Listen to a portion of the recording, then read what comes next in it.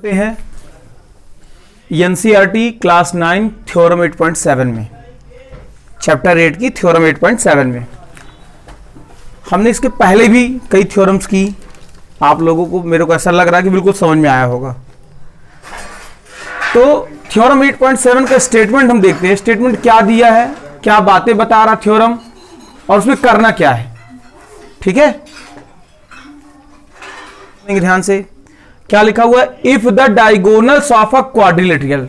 तो सबसे पहली बात, हमें यह नहीं मालूम है कि ये पैरेललोग्राम है, रेक्टेंगल है, स्क्वायर है, ट्रेपीजियम है, क्या है नहीं पता। हमें क्या पता है, ये क्वाड्रिलेटरल है। तो यदि किसी क्वाड्रिलेटरल के डायगोनल बाइसेक्ट ईच अदर, उसे बराबर बराबर बांटते हैं, तो हमें यह प्रूफ करना है कि वो एक पैरेललोग्राम है। मैं वापस आऊंगा अपनी बातों पर, फिर से सुनेंगे। क्या ये एक पैरेललोग्राम है, तो क्या ये केवल पैरेललोग्राम हो सकता था? डायगोनल तो बाइसेक्ट की कहानी हम जानते हैं कि रेक्टेंगल की भी डायगोनल बाइसेक्ट करते हैं, रोम्बस की भी करते हैं, स्क्वायर की भी करते हैं। यहां पर पैरेललोग्राम दिया तो हम पैरेललोग्राम लाने की बात करेंगे, बाकी बातें नहीं करेंगे। ठीक है, कोई एक क्वाड्रिलेटरल और हमें पैरेललोग्राम लाना है। तो मैंने बताया था और आज फिर से बता दूं कि जब जो लाना हो वही डायग्राम बनाएं, लेकिन जो लिखेंगे बातें, जो गिवन की बातें होंगी, वो किसकी होंगी? जो क्वेश्चन में दिया होगा क्वाड्रिलेटरल। जो हमें लेके चलना है वो हम लिखेंगे, लेकिन डायग्राम पैरेललोग्राम का ही बनाएंगे। यदि हम पहले से ही कोई टेढ़ा मेढ़ा क्वाड्रिलेटरल बना दिए और फिर उसे प्रूफ कर दिए कि पैरेललोग्राम है, तो दिखेगा अजीब सा, है ना। तो हम कैसे लिख पाएंगे कि पैरेललोग्राम है? तो पैरेललोग्राम दिखे, लेकिन लिखेंगे क्या? क्वाड्रिलेटरल। तो सबसे पहले एक पैरेललोग्राम बना लो। पैरेललोग्राम के अलग अलग नाम यूज कर लेने चाहिए, कोई जरूरी नहीं कि मैं ABCD यूज करें, लेकिन आज मैं ABCD यूज कर लेता हूं। ABCD, ABCD is a parallelogram. Question में ये नहीं दिया है, क्वेश्चन में दिया ABCD is a quadrilateral. Parallelogram हमें लाना है, तो गिवन जब लिखेंगे, गिवन में शुरुआत करेंगे कि ABCD इज अ क्वाड्रिलेटरल।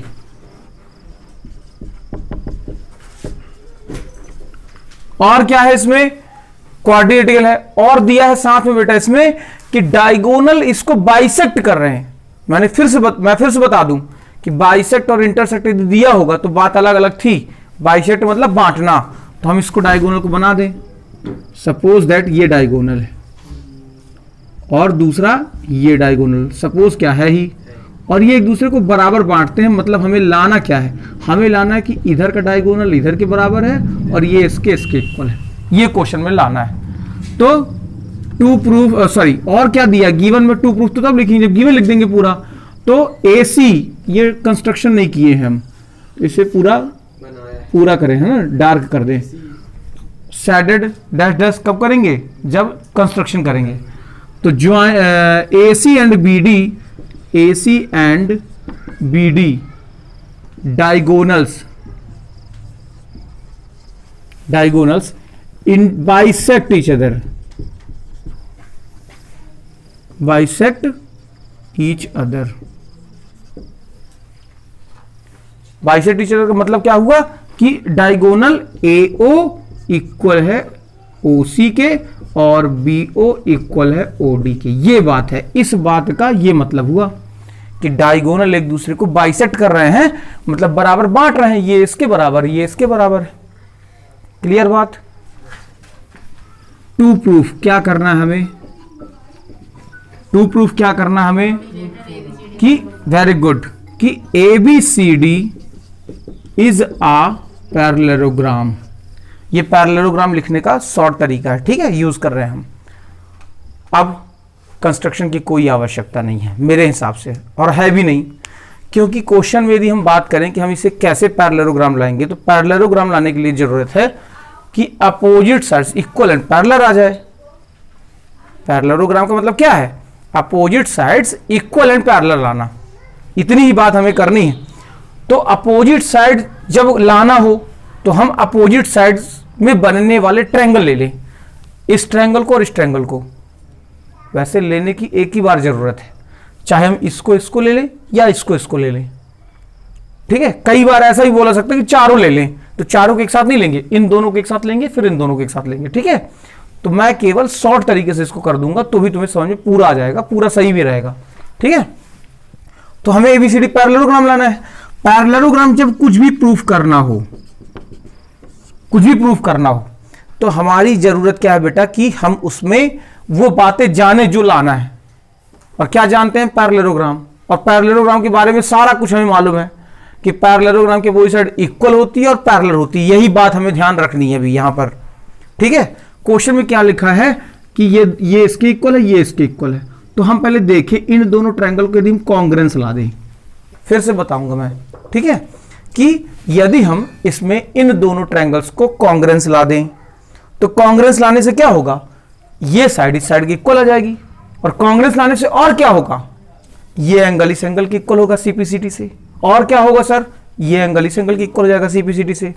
तो एंगल इक्वल लाने से क्या हो जाएगा? ये पैरेलल लाइन आ जाएंगी और सीपीसीटी से ये साइड इसके इक्वल ला देंगे। तो जब opposite sides equal in parallel है, एक हो गया पेयर।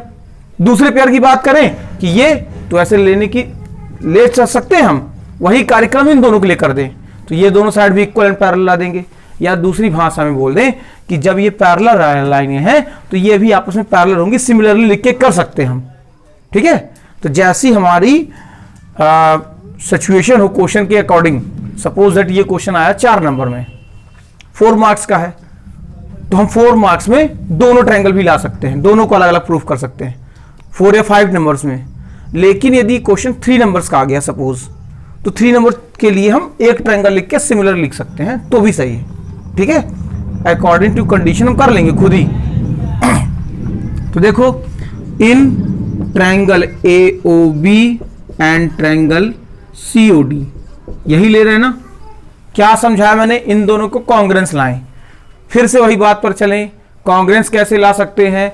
तो कॉन्ग्रेंस लाने की 5 प्रॉपर्टी हमने पढ़ी है। Side side side, side angle side, angle side angle, angle angle side और RHS, राइट हाइपोटेनस साइड। तो मैं बोल दूं कि इनमें से RHS लग सकती है, तो RHS तो लग ही नहीं सकती। पहली बात तो यहां पैरेललोग्राम लाना भी है। पैरेललोग्राम के जो डायगोनल होते हैं वो राइट एंगल पर तो इंटरसेक्ट करते नहीं, तो हम क्या करेंगे? ये तो लगने वाली नहीं है। दूसरी बात, 2 साइडें दी गई हैं, इक्वल हैं। तीसरी साइड हमें नहीं मालूम कि ये इक्वल है कि नहीं, तो 3 साइड वाली प्रॉपर्टी नहीं लगेगी। सीधी सी बात करूं कि बिल्कुल तुमको क्लियर कट समझ में आ जाए, तो 2 साइडें दी गई हैं तो 2 साइड वाली प्रॉपर्टी यूज करो। तो 2 साइड वाली साइड एंगल साइड, यस, ये लगेगी। ये भी लग सकती होंगी, अभी हम चेक नहीं कर रहे, हम देख रहे हैं कि 2 साइडें दी हैं तो 2 साइडें यूज करनी पड़ेंगी। तो हम, हाँ, दिया है ना, सीधे सीधे जो दिया वही लेके चले, वही ला दें। तो हम देख रहे हैं कि इन दोनों ट्रायंगल्स में क्या क्या बातें इक्वल हैं। इसमें इक्वल है कि AO जो है वो OC के इक्वल है, ये क्वेश्चन में दिया गया है बेटा, मैं अपने से नहीं लिख रहा हूं। दूसरी बात, जब ये साइड इसके इक्वल है तो ये एंगल भी इस एंगल के इक्वल है, क्योंकि यदि 2 लाइनें एक दूसरे को इंटरसेक्ट करती हैं तो वर्टिकली अपोजिट एंगल इक्वल होते हैं। तो हम लिख सकते हैं एंगल AOB इक्वल है एंगल COD के, क्योंकि ये वर्टिकली अपोजिट है और वर्टिकली अपोजिट एंगल इक्वल होते हैं। तीसरी बात वही, क्या BO जो है OD के इक्वल है, क्यों? क्योंकि ये क्वेश्चन में दिया गया है। तो by side angle side property क्या हो गया? ट्रायंगल AOB कॉन्ग्रेंस आ गया ट्रायंगल COD के। और जब 2 ट्रायंगल कॉन्ग्रेंस होते हैं तो उसकी सारी बातें इक्वल होंगी। तो मतलब क्या? AB इक्वल होगा CD के बाई CPCT, लिख सकते हैं हम। दूसरी बात क्या लिख सकते हैं इसमें हम? दूसरी बात हम बेटा इसमें लिख सकते हैं कि यहां मिटा के फिर लिख दे रहा हूं, है ना। दूसरी बात हम क्वेश्चन में यूज कर सकते हैं कि इसके एंगल, ये एंगल इस एंगल के इक्वल होगा। तो पहले इसी को यही लिख देते हैं कि एंगल OAB इक्वल होगा एंगल OCD के, क्यों? ये भी बाई CPCT। CPCT क्या कहलाता है? Corresponding part of congruence triangle, है ना। ये भी इक्वल है। अगली बात क्या करें? अगली बात क्या करें कि ये भी इसके इक्वल होगा, ये इसके इक्वल होगा। तो angle A B O equal होगा angle A B O C D O के, ये भी भाई सी पी सी टी। इन दोनों बातों से हमने क्या देखा कि ये इसके अल्टरनेट इंटीरियर एंगल है। अल्टरनेट इंटीरियर एंगल की कंडीशन कब लगेगी? जब ये पैरेलल लाइनें होंगी। So we can say that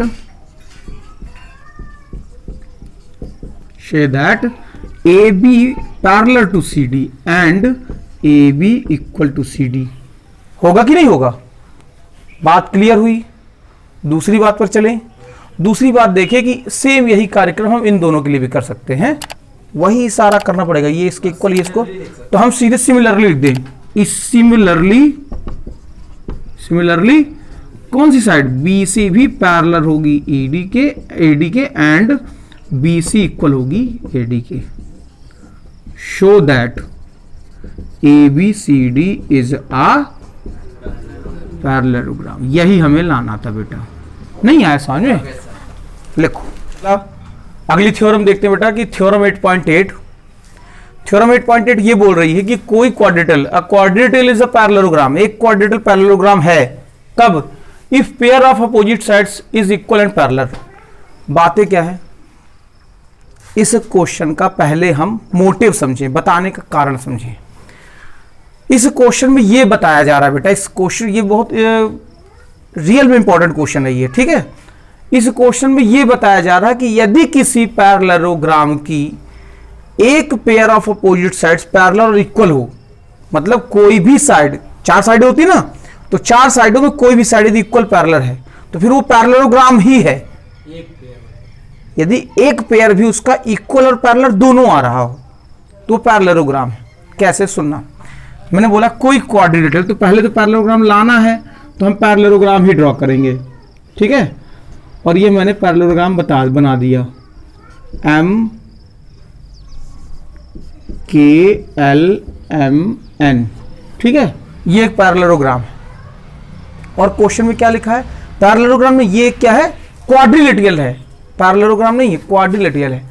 one pair of opposite sides are equal and parallel. One pair, दूसरा पेयर नहीं, वन पेयर, मतलब ये इसके इक्वल पैरेलल दोनों है, पूरा नहीं है, पूरा पैरेललोग्राम नहीं है ना।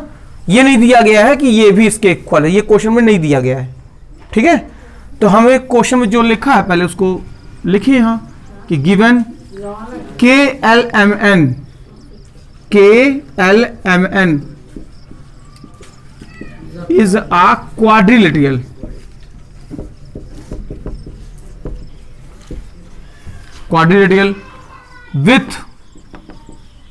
with KL equal MN and KL parallel to MN। ये क्वाड्रिलेटरल है जिसकी एक बात बताई गई है कि कोई एक पेयर, मतलब सपोज दैट ये पेयर इक्वल भी है पैरेलल भी है। अब हमें नहीं मालूम कि ये भी इसके पैरेलल है कि इक्वल है कि नहीं है, जैसा मैंने भी इसके पहले वाली थ्योरम में तुमको बताया। क्या बताया मैंने कि यदि क्वेश्चन 3 नंबर का, तो हमको लिखने की जरूरत नहीं है, दूसरा पेयर हम नहीं लाते कि पैरेलल कांग्रेंस है। अभी मैं समझा रहा था तो बोला कि दूसरे वाले में कि कांग्रेंस हमको लाने की जरूरत नहीं है, सिमिलरली। और वो सिमिलरली क्यों लिख दिया? इसीलिए लिख दिया कि यदि किसी पैरेलल क्वाड्रिलेटरल की एक पेयर ऑफ अपोजिट साइड्स भी यदि पैरेलल और इक्वल आ रही है, कोई एक पेयर भी, तो भी वो पैरेललोग्राम होगा, ठीक है। अब देखेंगे कैसे होगा। हमें क्या लाना है टू प्रूफ में? हमें टू प्रूफ में लाना है कि KLMN इज आ पैरेललोग्राम, ठीक है। इसमें कंस्ट्रक्शन की जरूरत है। क्यों जरूरत है? क्योंकि अभी हमारे सामने तो क्वाड्रिलेटरल दिया है, पैरेललोग्राम की बात तो कर रहे हैं लेकिन उसमें ट्रायंगल नहीं दिया है। हम कैसे पैरेललोग्राम को, इस क्वाड्रिलेटरल को इक्वल पैरेलल कैसे लाएंगे कि ये साइड इसके इक्वल और पैरेलल है, उस बात के लिए हमें इसमें कंस्ट्रक्शन करना पड़ेगा, दो ट्रायंगल बनाने पड़ेंगे। तो यदि हम एक डायगोनल मिला दें, ये डायगोनल हमने मिला दिया, ठीक है, तो ये क्या हो गया? डायगोनल मिलाने से ये दो ट्रायंगल दिखने लगे। तो यहां लिखना पड़ेगा ज्वाइन KM को ज्वाइन कर दिए। अब प्रूफ समझते हैं थोड़ा ध्यान से, ठीक है। इन दोनों को कॉन्ग्रेंस ला दें, और कॉन्ग्रेंस हो गए तो ये साइड इसके इक्वल हो जाएगी, ये एंगल इसके इक्वल हो जाएगा, तो ये पैरेलल भी आ जाएगी और इक्वल भी आ जाएगी यदि ये दोनों कॉन्ग्रेंस होंगे तो। अब कॉन्ग्रेंस कैसे लाएंगे? कॉन्ग्रेंस की छोटी छोटी प्रॉपर्टीज हैं, वही पांचों में से ही हम हमेशा काम कर रहे हैं। जो 5 प्रॉपर्टीज हमने पढ़ी हैं वही प्रॉपर्टीज का यूज कर रहे हैं।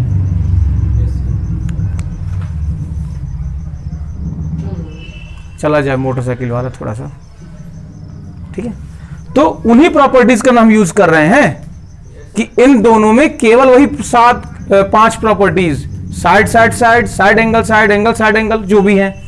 तो फिर वही बात कर दूं मैं, इसमें साइड साइड साइड प्रॉपर्टी हो सकता है लगती, लेकिन जब ये साइड इसके इक्वल दिया ही नहीं है तो हम 3 साइड तो ले ही नहीं सकते। अब एक साइड तो हमको लानी है ना कि इक्वल पैरेलल है, तो जब हमें वो लाना है तो कहां से लेंगे? तो 3 साइड वाली प्रॉपर्टी नहीं लग सकती। RHS सर लगा दीजिए तो RHS भी नहीं लगेगी, कि राइट एंगल तो है नहीं, इसमें कुछ कहीं दिया नहीं है।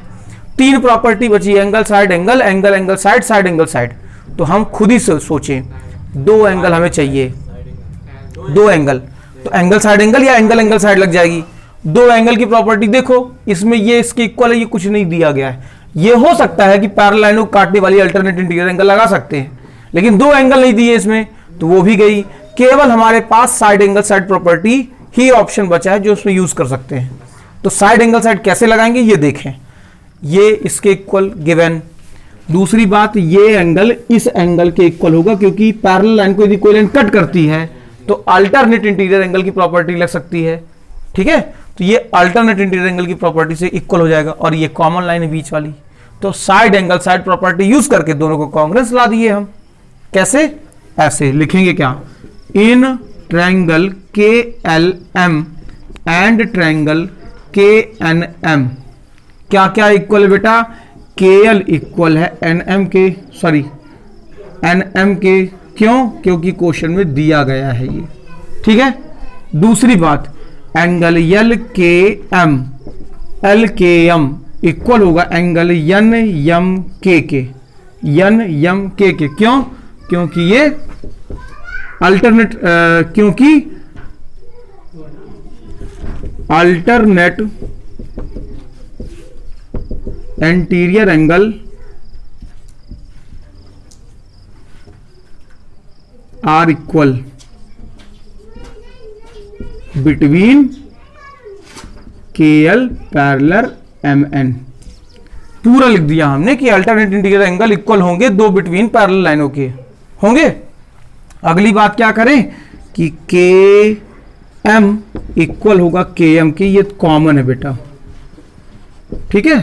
तो by side angle side property क्या हो गया? ट्रायंगल KLM कॉन्ग्रेंस हो गया ट्रायंगल KNM के।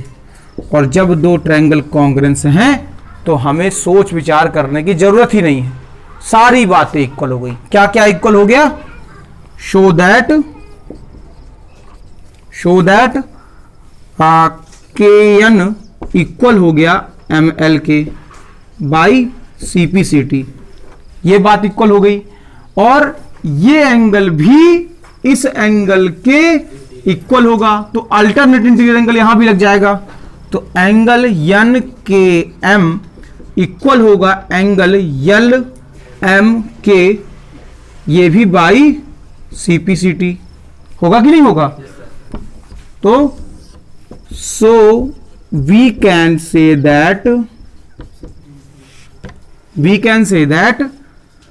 कि KN इक्वल होगा ML के और KN पैरेलल भी होगा ML के। तो यदि ये इक्वल है then KLMN is a parallelogram. यही हमें लाना था, नहीं आया समझ बेटा? लिख लो भाई। अब चलते हैं एक्सरसाइज 8.1 में। तो 8.1 का पहला क्वेश्चन मैं बोर्ड में नहीं कॉपी कर रहा हूं, मिला लेंगे बुक से, समझ लेंगे, मैं समझा दे रहा हूं सभी को, ठीक है। और फिर कर देता हूं मैं बोर्ड में। लिखा है the angle of a quadrilateral are in ratio 3:5:9:13। Find all the angles of a quadrilateral. क्या लिखा हुआ है? Angle of quadrilateral are in ratio. एंगलों का रेशियो दिया गया बेटा, सुनना मेरी बात, ठीक है। एंगल्स की रेशियो दिए हैं।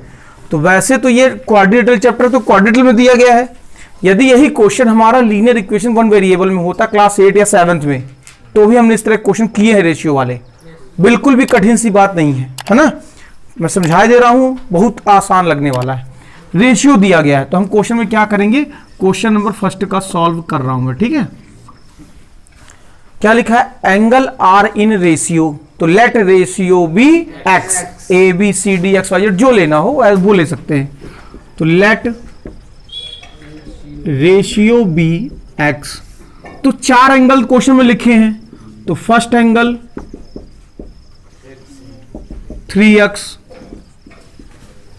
Second angle 5x, third angle कितना दिया है 9x, and fourth angle 13x।